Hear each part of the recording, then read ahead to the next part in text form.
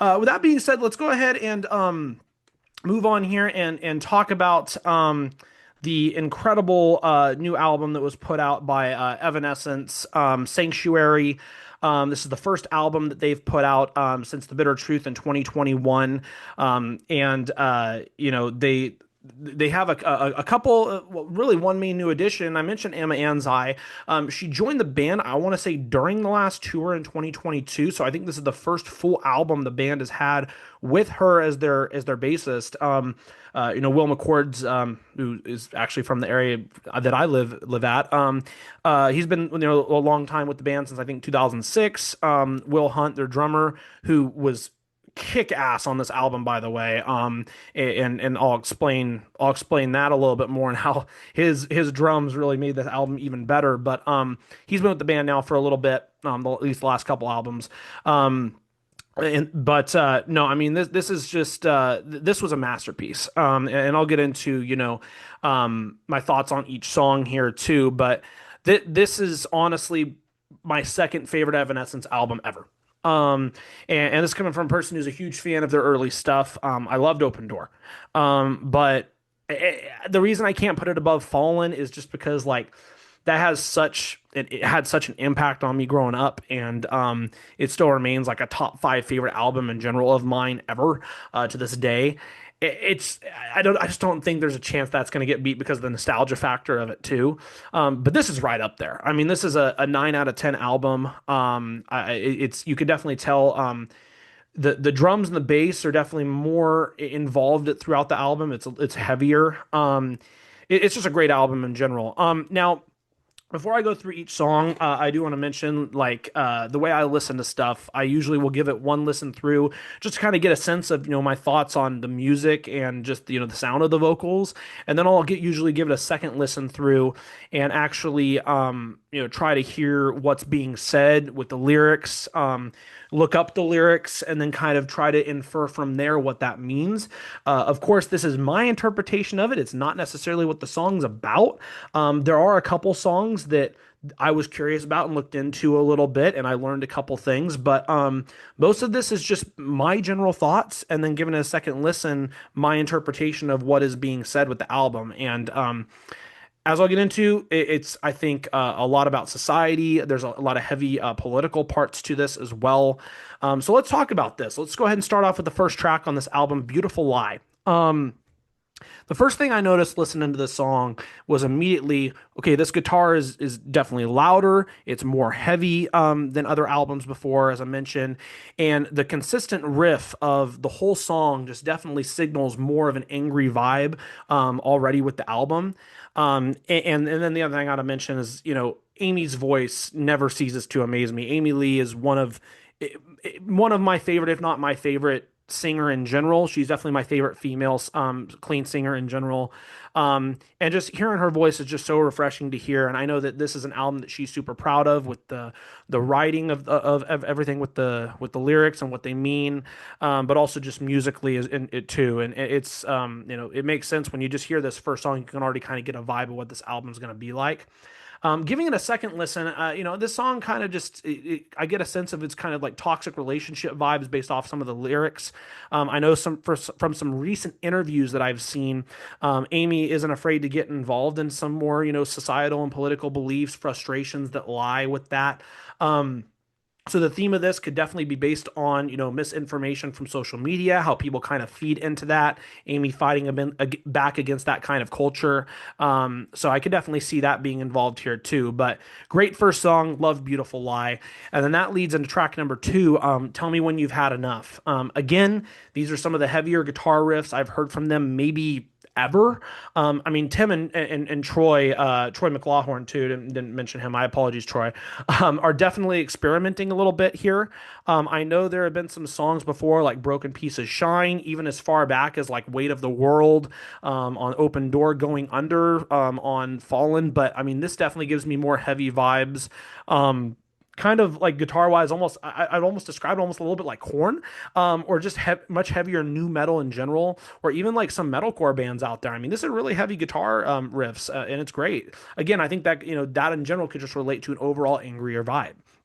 As I mentioned earlier, it's also Emma Anzai's first album on bass, and having listened to limited amounts of samples of Sick Puppies before, I know they have some heavy riffs, so she could definitely be playing a major influence on the sound of the guitars too.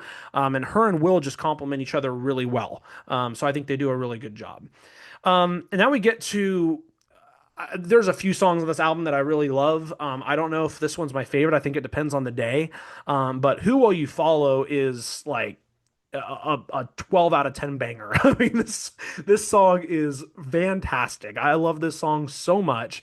And this album, when at first I heard the song, I'm like, okay, well, this definitely starting to make me feel like it's a massive protest just against modern day society, whether that's social media, current social political environment.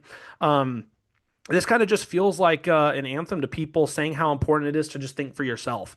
Just thinking about her songwriting and how the early days of the band, it was so much about trauma, grief, heartbreak to now this. And I'm not saying that she doesn't still include that or have songs about that. In fact, as we'll get into later on the album, there is a song directly about that, relating back to the early days of the band. And I'm not saying also that none of that is important, because it is, but it's almost like she and the band are kind of breaking out now and saying, we have a voice and we're going to use it and we don't care what the heck you say. So I love it. I mean, I just love this in general.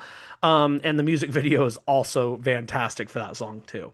And then Rapture. The first thing I noticed during this song, I forget what part of it was during, but there were some backup vocals, and usually Amy does her own, but it sounded like a different voice, and I was wondering, is that Emma with backup vocals? I was like, if that is, that's awesome. I'm glad to see that the respect that she already has with the band, and to play that big of a role with the group already. One of the quotes from this song that kind of really stood out to me was I believe it was after the chorus, either the second chorus or the bridge. I'm giving back all the shame I carried for you. That's just right there. That's escaping toxicity, kind of letting go of some guilt. I think there's also a call against greed in the song. There's a part where there that said, "Bloody is the jewel, money is the god you answer to." I think in general, this it could just be about manipulation. I'm not, saying I'm not going to be manipulated, whether that's for love, money, etc. And rapture, in the sense of kind of religious speak, it could also be seen as eternal bliss and escape, if you will. So maybe kind of a coming to peace with life and not letting anything interfere with that. Great song again. This is definitely a little bit not as heavy riff wise, or not as heavy in general music wise as the first three songs on the album, but it's still a great song. I love Rapture.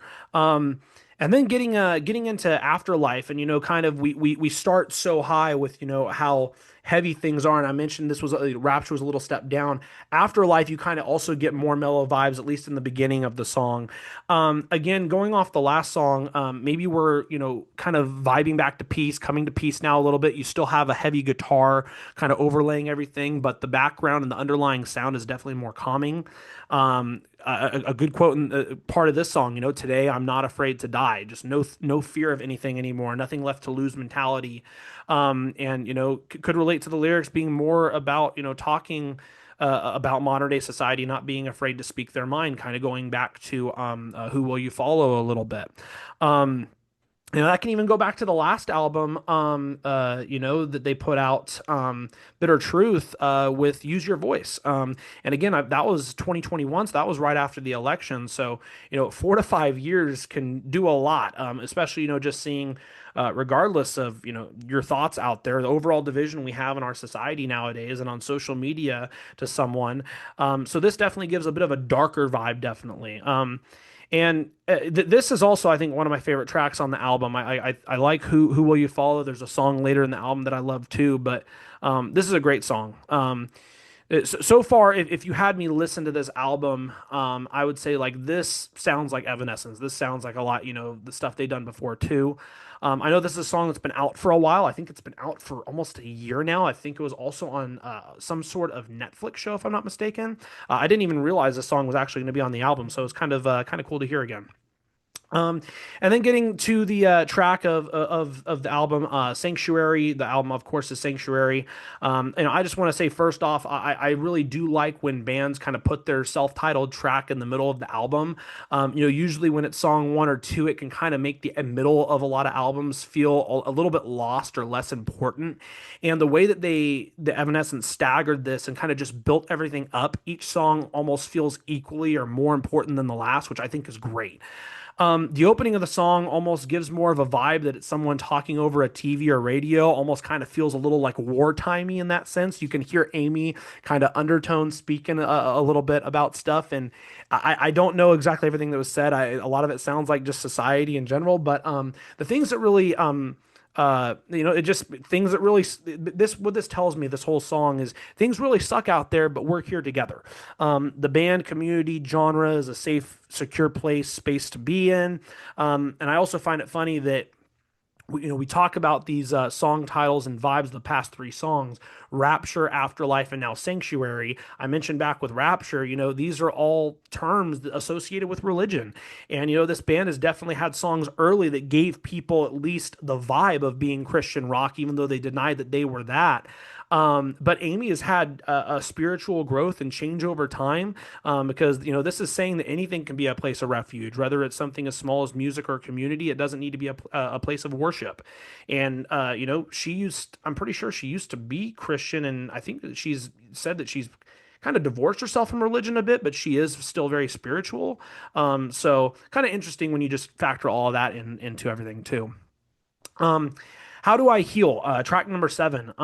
We have pianos on this song. We have more harmonic sounds already. Definitely a difference with the album, but again, it feels like it's kind of gone more mellow, despite building up the meaning and overall vibe of coming to peace from a world torn apart. I don't. I also feel like there's a little bit here. Maybe are we talking about a loved one? I know, My Immortal, which it's probably one of the saddest songs I've ever heard. While it was written by Ben Moody, who used to be with the band, it could also be interpreted as being about Amy's sister that passed while she was younger. Same with Hello. There's a quote in here: "I'll never let you go." I actually was curious because as I was looking through the song, and I was reading about her sister a little bit. I also didn't even realize I looked up her siblings and totally forgot her brother passed away in 2018. So considering that they were probably writing the last album still when he passed away, it probably took her some time to come to terms with everything that happened, and this song could definitely be for him too. I don't know that, but you can definitely, maybe interpret that based off the vibe of it. And the thing that's really sad too is I was looking up the way he passed away, and he passed away from epilepsy. I actually have a friend who suffers from that and is fortunately in good health right now, but hold your loved ones close, friends and family. Thoughts go out to her and her family for sure. The next song is which is track eight, About Us.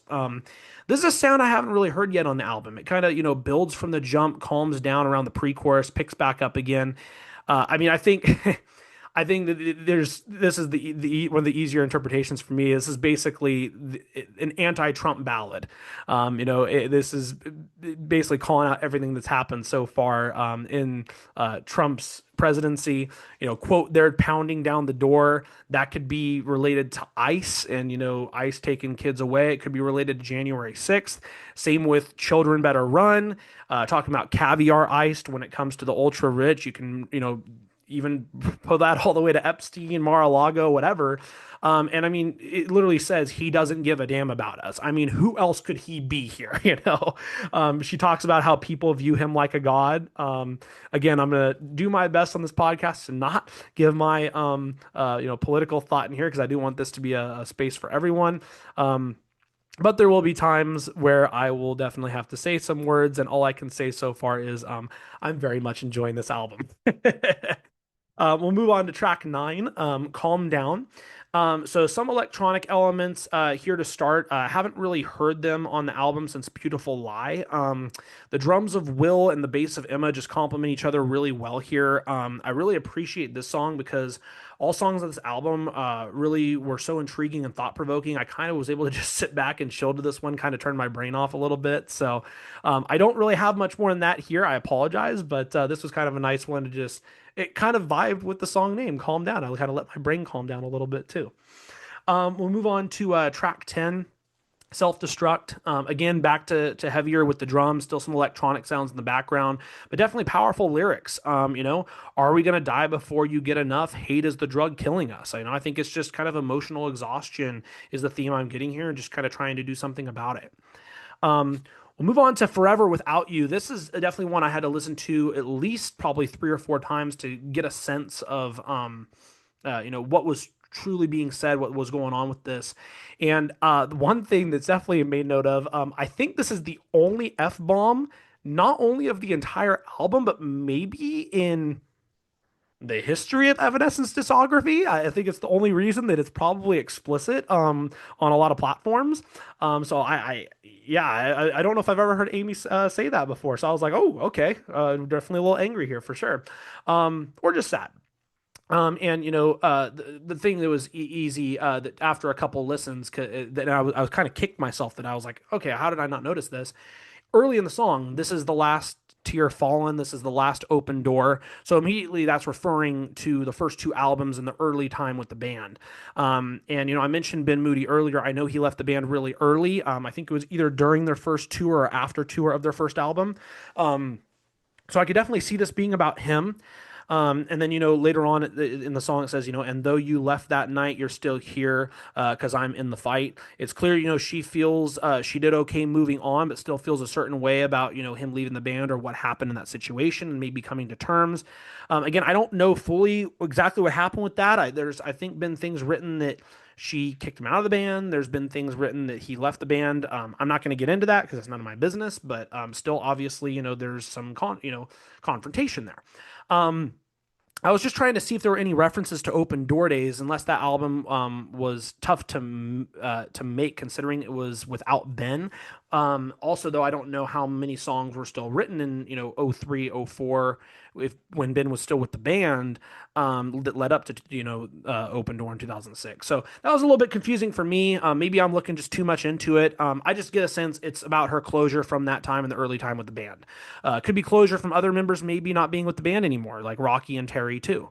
But again, as I mentioned earlier, shout out to Tim for still kicking ass and being here for 20 years. You're freaking awesome. Representing the 916. We'll get into the last song here. Wide Open Heart. Awesome way of closing the album, and this is also one of my favorite songs. I think Afterlife, Who Will You Follow, Wide Open Heart, depending on the day, any of those could be my favorite on this album. To me, this is just about being true to yourself and not being afraid to still live in the world and be a good person despite of all of the horrible things that may be going on. Attack each day one at a time, if you will. You could almost say the way it starts and the overall sound during the chorus has more of a triumphant vibe to it, to where it's almost celebratory. Look how far you or we have come. Don't give up. So I think it's just a great way to end the album, and really smart that they put it here. Again, this is a 9 out of 10 album. I don't know. It's hard for me to give things 10s just in general, movies, music, whatever. A 9's almost a perfect score for me. It's just a fantastic way of fighting back against modern day society, finding peace with the world, coming to terms with the past, and putting it all into an organized, beautiful piece of artwork. I think, and like I said, I'll definitely be listening to Afterlife more. Who Will You Follow? Wide Open Heart. I think it's fantastic. This is just almost as close to a perfect album as you can get. So. Hey everyone, I'm Aaron Jackson, the host of Valkyrie Sessions. If you enjoyed this review, I'd love to invite you to check out the full podcast. Each week, we dive into everything happening in woman-focused rock and metal, from album reviews and band of the week to festival news, artist interviews, and the long-term vision behind Valkyrie Fest. You can watch full episodes every Friday right here on YouTube, or listen on Spotify and Apple Podcasts. I'd love to have you join us. Until next time, keep it rockin', and I'll see you on Valkyrie Sessions.